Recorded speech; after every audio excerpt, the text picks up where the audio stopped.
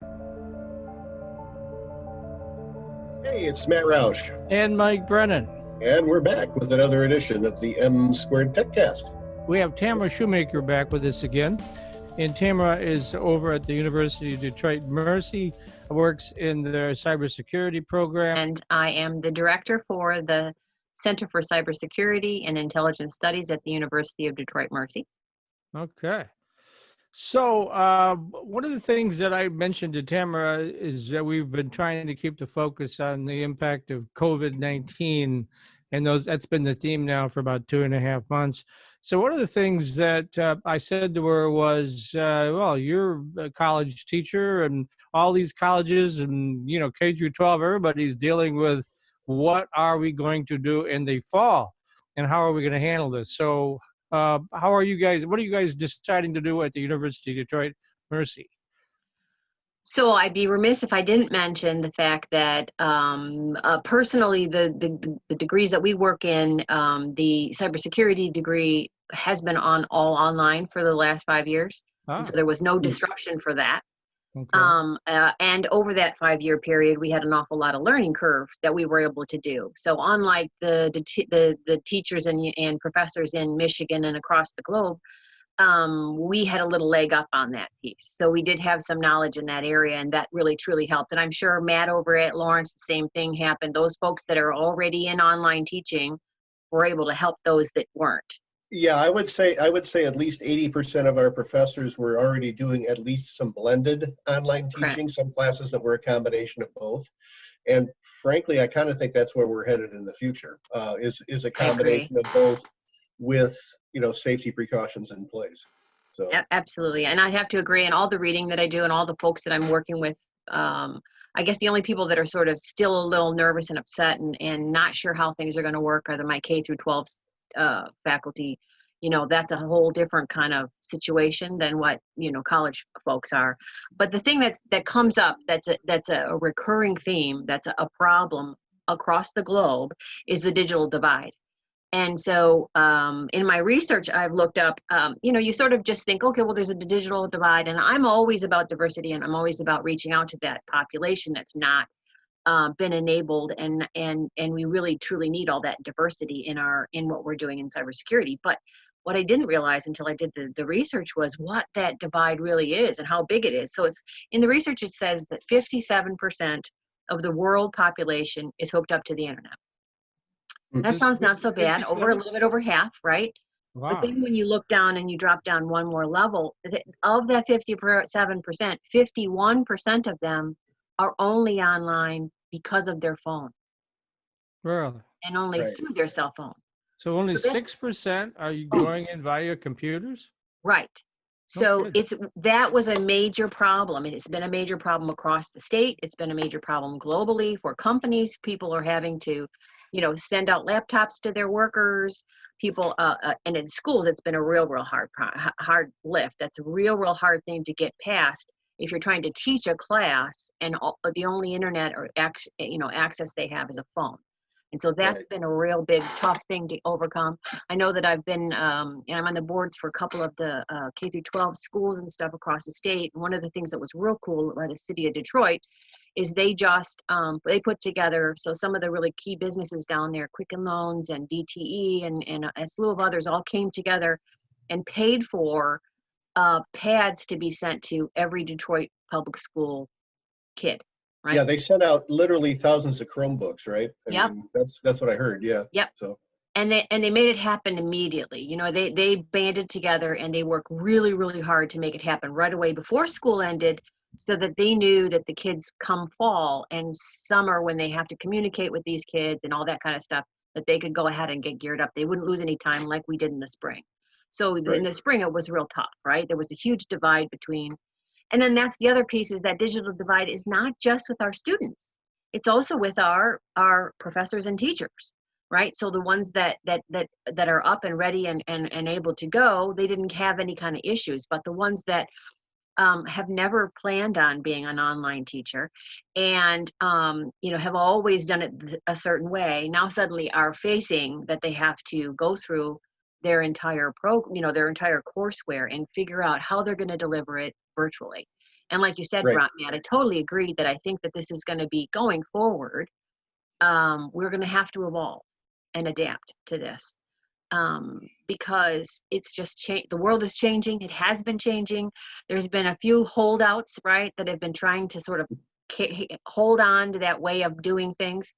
And to be honest, we all miss each other, right? We, being around each other, and having a conversation together in person is different than having a conversation on Zoom.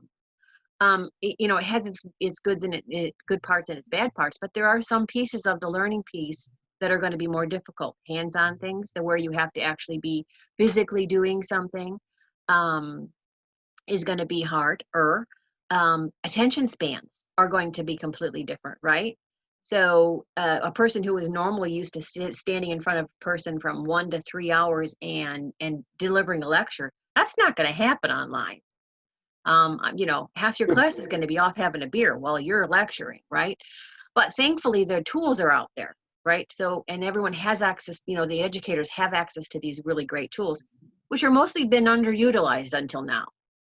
But they're going to have to rethink things. They're going to have to go through their courseware, rethink how things are going to be delivered. I'm doing that right now with the Cyberpatriot program with our summer camps, right? So normally we have 4 hours with them. We spend a lot of time with hands-on stuff. We spend a lot of time having breaks, and coming back and all that kind of stuff to keep kids motivated. But we're not going to do that we have to be able to do that online, right? So we have to condense the time that we're going to spend, and we have to make sure we have good bang for the buck when we do.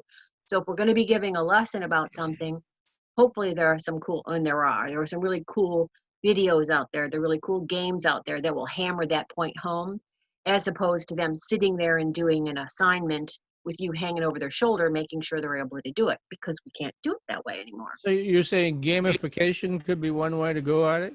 Oh, most definitely. It's something that we're going to be plugging into big time at the K through 12 space. I'm working on that space really heavily. We have at the state level, there's a whole new group of folks that have been getting together on cybersecurity and Michigan education, and all that stuff is coming. All those tools and tricks and things that are out there now, we're really going to need to tap into those and use a blended method of delivery for whatever we do going forward.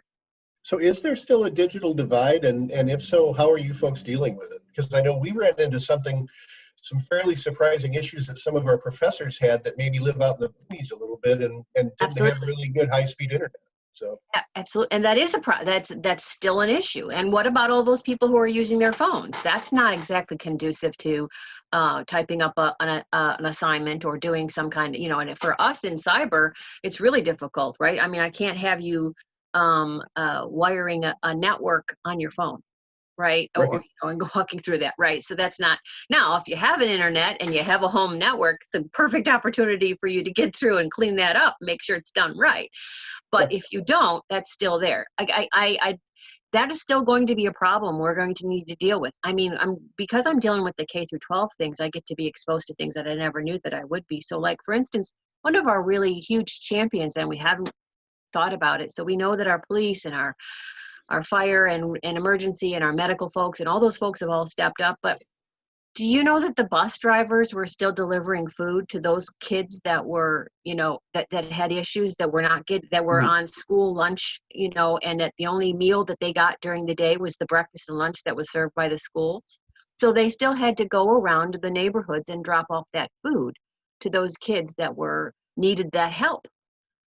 We still have those issues, and those physical issues and those monetary issues that keep folks where they are. We're still going to need to deal with those, and we're going to have to get more creative on how we do that.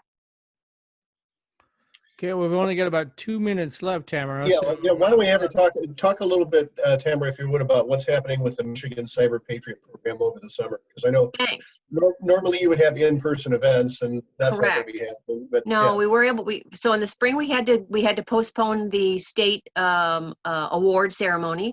We're real happy we've been able to reschedule that. It's June 16th at 6:00, and you can watch it live on Facebook. At the MCC website. So the nice part about that is now we can have a bigger group. We're not limited by the size of the venue. We have some great people like Dan Loriman and Alex Fairwell from Northrop Grumman, and Lieutenant Governor of our state, and Senator Peters that will all be on, and we'll be giving the awards out to our kids. So again, that's a really cool thing.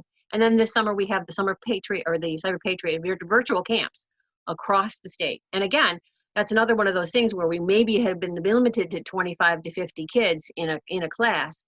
Now we're not. Now it's online.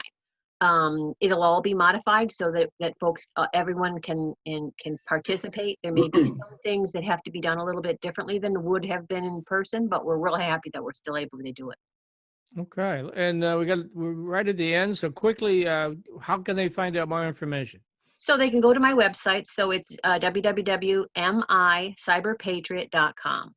And that'll all be on there. And as far as even the virtual experience on Facebook on the 16th, you can also follow the link to get to that as well there. Okay.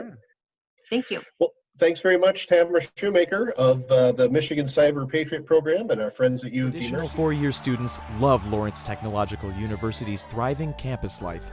But LTU has always met non-traditional students' needs too. Lawrence Tech offers over 100 degree and certificate programs that can get adult students started or back on track. And most of our classes are conveniently offered evenings at our beautiful Southfield campus or online, so you can balance your social, family, and work life even while you power up your career. Lawrence Tech, where Blue Devils dare.